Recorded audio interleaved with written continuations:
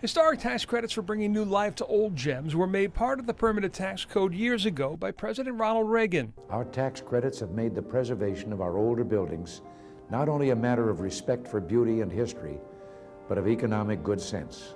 That's because studies show every dollar invested in tax credits returns $1.20 to the Treasury, which only grows over time. Since 1981 in downtown Cleveland, the credits have been responsible for 100 projects like East 4th Street, the Arcade, Schofield, Higbee, Cleveland Trust, just to name a few.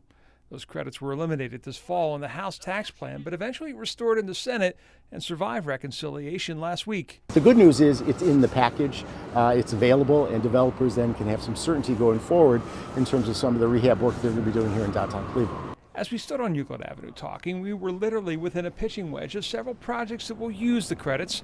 The John Hartness building across the street and the Cleveland Athletic Club project, just to name two. We counted 12 projects in the pipeline that were dependent on federal tax credits. And that's part of our opportunity to take downtown Cleveland from where we are now at 15,000 residents to 20,000 residents at the end of 2020.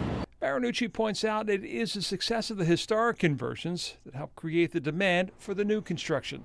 That's jump-started the housing market over the last 10 years, and now we're seeing new projects like the Beacon, the apartments that are going to be at Playhouse Square, Nucleus. All of these projects really have built on the strength of the market that's been created through the tax credit program. In Cleveland, John Kosick, News 5.